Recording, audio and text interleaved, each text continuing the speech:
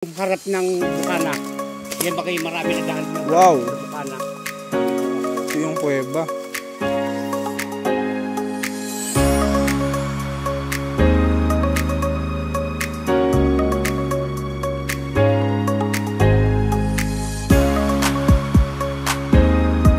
So, napakamura po nito.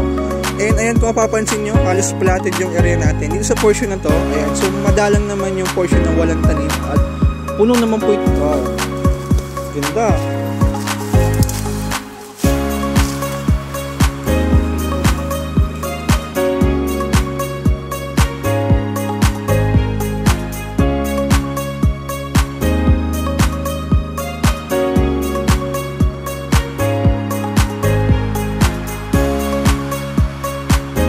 Dahil ganito ang buhangin dito. So, pino mga ka-farmlat. Ayan. And semi-white sand po yan mga ka-farmlat. Ayan kung papansin nyo.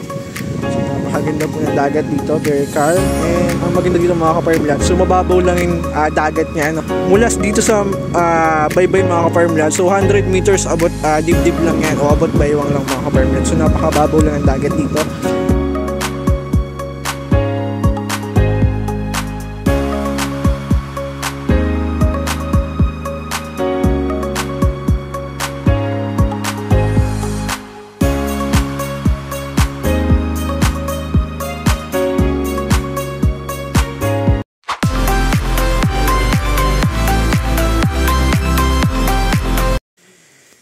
Hindi mga ka-farmlat, ayan, so viewing po ulit tayo ngayon ng property. Ang location po nito is Calauag, Quezon. And ang size ng property natin is 1 hectare farmlat. Ayan mga ka-farmlat, so mga naghanap ng farm dyan na for retirement farm. Ayan, so tamang-tama po ito. For only 800,000, so negotiable pa po yan. Depende sa arrangement yun ng may-ari. So may less pa naman daw po. So I think baka mabawasan natin ng sagat at least mga 7 to 650,000. Not bad. So napakamura po nito. And ayan, kung mapapansin nyo, halos platted yung area natin. Dito sa portion na to, ayan, so madalang naman yung portion na walang tanim. At puno naman po ito ng tanim, sabi ng may-ari, papasukin din natin. So halos nyugan na yung portion na yan. So ito lang yung portion na bakante. So tamang-tama to, pwede kang magbahay dito or di kaya naman, pwede kang mag-alaga ng itik. Pwede mo yung bakuran mga ka-farmlat. And lagyan mo ng itik, ayan, pato, itik. Sa manok, pwede rin. Free range chicken, pwede kang mag-alaga dito. So kambing, ayan, so tama-tama po yan. Babakuran lang natin yung property. So, pasukin natin. And ang maganda dito mga ka-farmlat, may kuweba po ito. Pero share ko lang. So, yung kuweba dito is may treasure. Pero depende na sa plano nyo. And, tingnan din natin. Ayan. Yung bay bukana ng kuweba? Akala ko dito na. Yung kuweba nito mahaba, di ba? Kaya ito? Oo.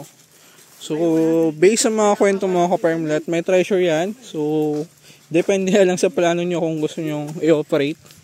Ayan. Pero dito sa farmlat pa lang, panalo ka na. Pero kung ma-treasure mo yan, so paldo. So ayan mga ka-farmlat dito, pantayin naman yung portion niya. Medyo naulan na. Yung isa harap sa silangan. Para sa lahat sa silangan pala. Ganda. So dito halos kababaan ng nyug niya. And may portion naman to na namumunga na tulad nito. Ayan. So yung matataas na mga ka-farmlat namumunga yan. And ito halos kababaan pa ng iba. Mga bagong tanim.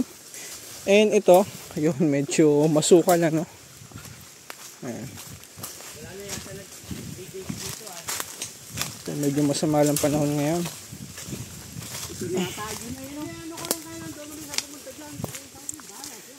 So, medyo madilim na yung ambience natin. Kasi nabot tayo ng hapon. So, bali ito yung kuweba sa loob ng property ka-farmlat. Hindi natin mapasok kasi wala tayong gamit. Wala ding ilaw, Pero mahaba yun. May ilang metro yung haba niyan? 100? Grabe, no? Lahat kaya silangan ang harap ng bukana. Yan ba kayo marami naghahanap ng harap sa bukana? Sabi po ako. Ito yung kuweba. Wala akong flash. May tubig, Ako kung may tubig ngayon. Tabi po. May tubig ito ngayon? Parang meron. Pero mataas siya, Oo. Ayun, mataas. Yan parang bubong ng bahay. Mataas. Oo nga. Yan ang punta. Ayan. So, oo. Ito yung umbok na yan. Yun yung taas ng kuweba. Bago may bukana yan din doon. Dito ako nagpa-picture. Ayan. So, bali ito yung kuweba mga ka-farmlat. As you can see, so napakalaki po nito. Hindi lang natin mapasok. Kasi kulang tayo sa gamit. Tapos madilim. Bukod doon, alanganin din sa oras. Nakapasok ako dyan nung kami ay nung tayo ano. Kasama ka ba nun? Sige. Oh. So dito mga ka-farmlet, ayan sa property pa lang panalo ka na, pero kung plano mo i-operate yung kuweba, so bonus na lang yan. Ayan. So swerte mo may kuweba. Ang maganda dito, pwede mo siyang gawing tourist spot. Ayan, pwede mo siyang gawing tourist attraction para ito na yung ibabaw ng kuweba. Ito yung lakaran natin. Maluwang di pati ilalim yan. Kuweba na yan. Ano? Maluwang ang ilalim. 6 metros. Malawak no. Ayun, man-made. Pala, hindi metros. Tingin mo kaya ito, man-made tao gumawa o ano, nature? Parang tao, may lamisa daw dati dyan ay. Tao gumawa. Inutabog lang. Nakapun. Ang araw. Sabi nga. Ito, kuweba yan. Ibabaw niya. Oo, ito, ibabaw. Ibabaw ito ay kuweba. Ah, ilalim ito ay kuweba. Ito, sakop na property. Yan. So, dala pa natin ito mga ka-farmlet. Bago hanggang saan dito para itong mabataas mo ito. So, dito sa taas, medyo masuka lang. Madali lang naman itong linisan kasi 1 hectare farmlet lang po ito. And may mga tao naman po ako na pwede maglinis if ever po. And ang maganda dito, yung mga portion na bakante, so tulad dito mga ka-farmlet, sa taas ng kuweba. So, pwede mo yan taniman ng mga grafted fruit. Anong fruit bearing trees ng kakao, santo, lansones, rambutan. So, marami kang pwedeng gawin sa property.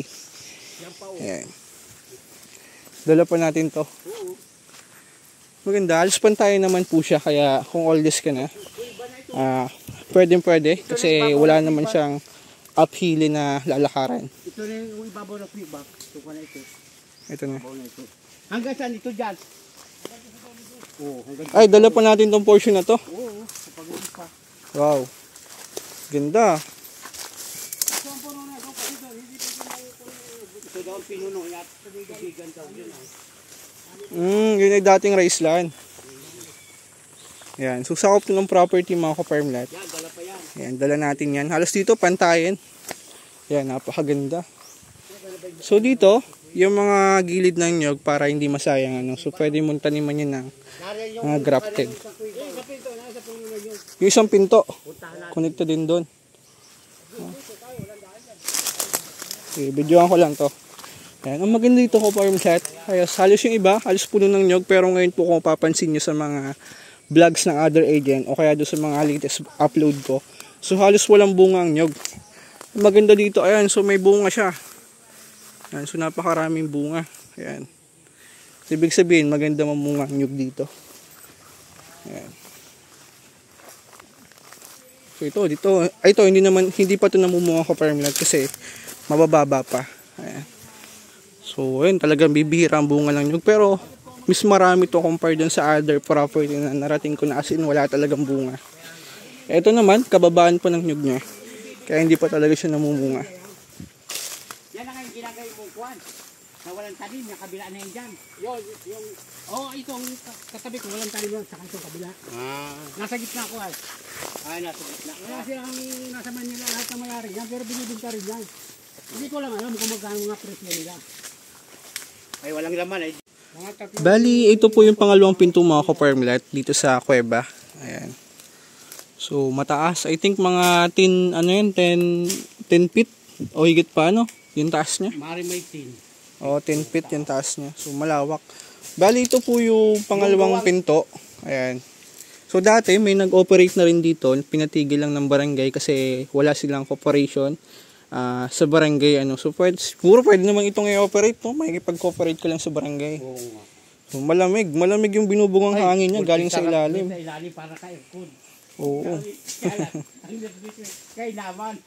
Grabe ka farmlet. Ang lamig nung binubugang hangin niya galing sa loob. Kasi yun nga, dahil nga ito ay kuweba, bato. So, malamig yung hangin.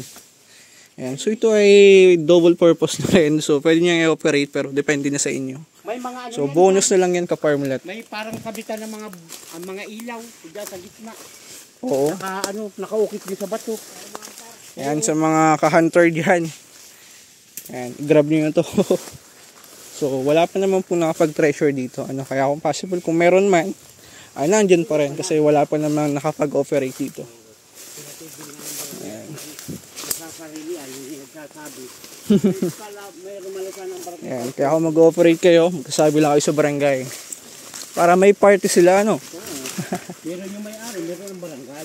Oo, lagi dapat meron ng barangay dyan. Ito ang ibabaw nun eh. Yung papagayan yan. Kaya kung haba niyan. Nandun pa yan. Mahaba nga, no? Malawak ang loob niyan. Nakakarpula ko nga niyan eh, ano? Magit isang dami ito yan. Mahigit 100 meters yung nasa ilalim. Yung ano, haba sa ilalim. Bago ang luang. Mga giswari ko yung ilalim niyan. Ay, mga 10 meters yung lapad sa ilalim. O bago ang taas ng mga, baka abutin din, mataas pa. 10 feet ang taas. Taas Oo. pa. So, hindi lang natin ma-explore ka-farmland kasi kulang tayo sa gamit. Ayun, kung gusto nyo pasukin, pwede kayo magdala ng gamit. Explore natin yung loob. Yan pa lang sa loob. Lawitan lang nila ng gamit dyan. Alam na kung anong laman yan dyan. Oh, ito, dala pa to, no? Dala ito. Oh. Ito nga daw papagayon. So, pa to. Basta yung ano lang may tanim na yun. Okay. Ibinibinta So, as you can see mga ka-farmland, wala naman tayong dinaraanan na up-down, ano. So, banayad pantay naman po yung property natin. Wala naman tayong dinaraanan na uphill, eh. Ayan. Yan yung palayan dati. Ito yung dating rice line. Pwede dyan magtayo ng kwan, swimming pool. Swimming pool. Ayan, so ito yung dati niyang rice line na pwede mong lagyan ng livestock. Ayan, kasi may, dito, dahil nga kung mapapansin nyo, yung inaubusan yung tubig, so ibig sabihin, mababaw lang level yan. Pwede kang mag-deep well dyan ka farmland. So, portion na yun.